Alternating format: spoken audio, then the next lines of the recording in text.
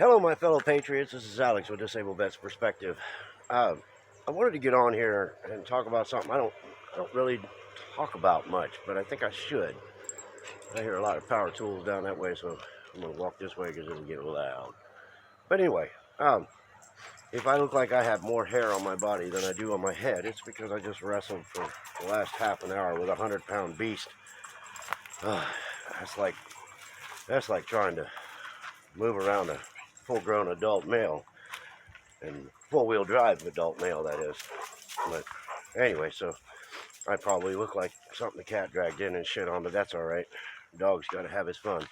Anyway, I want to talk about your safety. Yes, folks, we have to consider that. Things are getting kind of rough out here. We had a situation over in Nashville. You may have heard of it. Some things that go bump in the night by people that mean us no good. Well, here's the dealio, yo. That could have been a test to see how easily they can black out a system. We've been constantly being told that we're going to have a blackout, that things are going to go dark for several days. The internet's going to be down. The telephones will be down. All of this stuff will be down. But what they don't tell you is what you might need to think about while that happens. And some of us think, I'll just crank up my generator and I'll just keep on going like ain't nothing ever happened. Well, that's a good idea. The only problem is not everybody has a generator. And those things make a lot of noise. And if you remember, somebody like PTP podcast over there, or Pete the Patriot, whoever the hell he is now, I can't remember. Somebody like him, he would remember back in the 1800s when folks was out in the field wrestling cattle or pulling up their crop, and that old triangle hanging on the porch would be going ding-a-ling-a-ling-a-ling, ding-ding, ding-a-ling, ding-ding, and everybody would come and run into the house. Come here. Don't you go out there. Everybody runs to the house to get their lunch because that is the ringing bell for lunch. Come on. But the generator does the same thing. So if you decide to crank up your generator, guess what? You're calling everybody to the dinner bell. So if you're going to run a generator, Penny, come on. Don't even think about it. If you are going to run a generator, you need to be thinking very seriously about how you're going to turn that thing down. Penny, come. You got to muffle it. You got to hide it. You got to stuff it in a sound box. You got to do something. You're going to have to make sure that that thing is pretty quiet, because anybody who hears that generator, they're coming. It's like, if you have the comforts of home, well, then guess what? Everybody's going to feel right at home when they get there. So, generator's a big thing. The other thing to think about, when the lights go out, you got to imagine yourself out on the sea, and you're coming into the coast, and all of a sudden you see lights. Well, those lights could be as much as 11 to 12 miles away. So, in the dark, if you are the only beacon on the hill that has beautiful light coming out of the windows, then again, guess where everybody's going to be? If you have the comforts of home, that's where they're going to want to make home. So if you're going to run your power, you're going to use solar, you're going to do these different things, you also need to be thinking about when you do it. You can actually function pretty well without light, but you should be considering using your alternate power to run your essentials, like your refrigeration and maybe, I don't want to say don't go without with your air conditioning and heat, but that takes an enormous amount of power. Sometimes a few extra blankets is what it takes.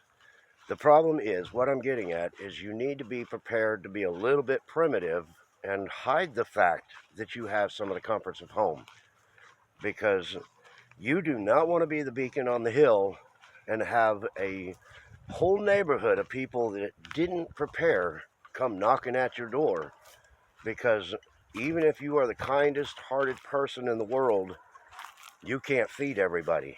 It doesn't work like that. And if you aren't, if you don't have a little bit of aggression in you somewhere, you're going to find it very difficult to turn those people away. You have to be able to make those really hard decisions. If somebody comes to your home and, it may be a pregnant mother and she's got her little young baby with her, all I need is just a little bit of food. I just need just a little bit, and then my baby will be able to eat, and I'm pregnant and I'm this and I'm that. You've got to reach a point where, even if it means a tear in your eye, you got to be able to say, I'm sorry, I can't help you. Because it is up to people to help themselves. There are a group of us out here that have been saying for many years to people that we know, and then a couple of years on YouTube, in my case, telling people to get ready. And I always say, be ready, so you never have to get ready. But then be ready for the worst case scenario, and be ready to make those extremely hard decisions. Now, going to the primitive nature, keep your lights off at night unless you absolutely have to have something on, and then it would be a good idea to black out your windows. I mean, duct tape with night blinds, black them out so that not one little speck of light can get out, because if it does, you become the beacon on the hill. The other thing is, if you find yourself away from the house and the power goes down, and you know that you're going to need provisions to get home, which you shouldn't. You, at this point in your life, you should be traveling with 3 days minimum of water and food. It should be in your car. Warm weather gear, water, food, medicine. Make yourself a medicine pack, put it in your car, leave it there. And if you find yourself in that situation, there's one little thing that people don't think about in their survival packs, and that is a simple little thing in the marine industry called a bilge pump. You need a bilge pump, a small one, something around, I don't know, look at them. Different ones, different sizes. You don't need a massive one. You need a small one. And the reason for that is when the power goes down, fuel pumps aren't going to work. And if you find yourself stranded and you can't get gas, you can take a bilge pump with about 15 feet of hose. You can drop it down into the fill reservoir at a fuel tank, at a fuel station, and you can pump gas straight out of there into your car. You might need some equipment to pick the lock, so to speak, so you can get into those things. But the reality is, if we're in a survival situation, then frankly, if you have to steal the gas, that's what you have to do. You can apologize for it as you're driving away, but you've got to be prepared for the worst case scenario, and you need to be thinking like a survivalist, because if you're away from home and your family is at home, you need to be thinking about getting to your family, because no matter how well they train, no matter how much they're ready, if you are the leader of that resistance, the leader of that survival gang, they're going to need you. So you need to be moving to the house. You need to be prepared with the essentials. You need to have your, if you can have your weapons with you, you need to have something with you. You need your 3 days of survival minimum. And you need your equipment so that you can get gas if you have to. The other thing to consider is something that takes a little bit of time, but you can make basically aluminum socks for your battery posts on your vehicle. You make aluminum socks, you paint the aluminum with a like a rubber electric tape. It's a rubberized electric tape, and you paint it on there. So you make these covers that go over your battery posts. You pull your battery posts, and you put these covers on there. Make sure they're fully painted with the rubberized paint or any kind of rubberized material, and you cover those ends with that. Don't let them touch any metal. Make sure that they're fully covered in the rubber. Cover your battery posts, or your electric wires for your battery posts. That's something you should be preparing to do every day when you're done with the car for the day. And frankly, if you walk away from that sucker for a long period of time in this environment, in this situation, you need to be prepared in case there's an EMP. And that means pop the hood, pull your posts up, stick your aluminum socks over those battery cables, and then close your hood. Because the last thing you want to do is get hit while you've been inside a building for the last 4 or 5 hours, and all of a sudden you come out and you can't get your car going. So minor inconveniences are going to be essential at this point because things are getting close. Now, I don't do anything on here to be doom and gloom and to be all that we're all gonna die. But what I am doing is I'm trying to get you guys to think of the ways that you can make your lives as comfortable as possible in a situation where the comforts are being taken from you. There's no reason that people have to suffer if they take the time and they do what they have to do to prepare. So, like I said, make sure if you got a generator, you figure out how to quiet that son of a bitch down. You want it as quiet as possible. And a little tidbit, something about dry night air, especially in colder weather, sound travels a whole lot better. It actually travels better in the wintertime than it does in the summertime. So you got to keep that in mind too. So if you're going to have to run your generator to charge up stuff, whatever, you're going to have to do it quietly. If you're going to run your solar power and you're going to use your lighting, black out your windows. And if little tidbit, if you have the lights on in the house, and most people don't even think about it, they'll just grab that front door, open it, and head out the door, and then close it behind them. Well, you just went flash to the whole world that you got power. So if you have to leave the house, you need to turn off all the lights, leave the house, give the all clear, and then they can turn the lights back on. Same thing if you get home. Everything needs to be turned off. Open the door, go inside, close it up, turn everything back on if you want.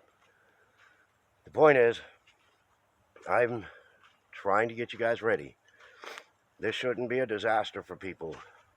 You got to think ahead of time so that when we are hit with this kind of shit, we are prepared and there's as little disruption to our lives as possible. And the other thing, last subject here I want to talk about is your food preps. Now, everybody says, well, I'm big in bed and I got my guns and nobody coming in my house. Well, I'm going to tell you, if you have 5 people and you have 100 marauders outside, there's a little thing in the Army that a little different than the Marines. If the Marines are getting shot at, they're told, you stand there and you do not move, and that Marine will stand there. I shit you not. But in the Army, it's if you are overrun, you back off. You don't surrender. You back off so that you are ready to fight the next day. Because you ain't doing a damn bit of good if you're dead. So, if you are overrun by a horde of marauders, there's something simple to do. If you have to retreat out of your home into a safe place, you need to be thinking about your food preps. You need to set up a sacrificial lamb in plain view that requires no effort to get to. Because if you don't, they're going to trash your whole house until they find a can of dog food. So you take your primary preps and you put them in a safe place. Very difficult to get to if you can. And you make sure that your sacrificial lamb is a a little pantry with some canned foods, even if it's the stuff that you've had for a little while and it's getting close to expiration date and you've already replaced it. Stick that stuff in your sacrificial lamb. Because if these marauders come into your home and you've had to retreat in order to survive, let them have the sacrificial lamb, because then they won't trash your whole house. They'll go, oh my God, he left his food right out here in the open. We're going to go ahead and take this. Let's get all this and get on out of here. So they do. And then when they are all gone, you come back to your house. Good chance that it's still going to be intact because you've left things right there for them to get to. So you settle back down and your provisions are safe from the marauders. But again, if you think that there's a chance it'll happen again, wouldn't hurt to have your sacrificial lamb and then have a stockpile of foods that have already expired, already been replaced, and off to the side, and fill up your lamb again. Because if you get hit again, and again you had to retreat for protection, you've got your stuff that can be stolen. Now this sounds ridiculous, but these are things that you really need to think about, because every scenario is possible. And as long as you have things to sacrifice, you can keep the majority of your stuff. So I want you guys to start thinking about this stuff, because we're getting close to, as I would call it, D-Day. The 6th of January is going to make a lot of choices really difficult for a lot of people. And you can bet that the mainstream media, they're going to be working against us. They're going to cut off our tech. They're going to cut off our communications. Two-way radios. I don't care what kind. It could be a Walmart set of camping radios. You should have communication, because they're going to try to take our ability to speak down so that we can't communicate and coordinate. So be ready for this kind of stuff. But all right, well, that's what I've got. I'll pull my bilge pump and my stuff out so that I'll do a video on some of the equipment that you should have, especially on your 3-day survival gear if you're away from the house. I'll work on that. Lisa's got a couple appointments this week, and maybe over the weekend I'll get all my stuff out and lay out a table, and we'll talk about the stuff that you need. Because I know you guys don't hear me talking about much on my survival stuff, because frankly I don't tend to like to show people what I have. But in the case of helping others, I'm willing to do it so that you guys can gear up the same way as me. And I'll make sure that I get this done before the 6th, because time's short, and I know money's hard right now too, so as cheap as possible I'll try to get things lined up. Anyway, if you like what I have to say, make sure you hit the thumbs up, tell your friends about me, please subscribe to the channel, join my other links on DLive, Bitchute, Parler, everything else, because we want to be able to stay in touch if things get difficult. Other than that, y'all, stay in the fight.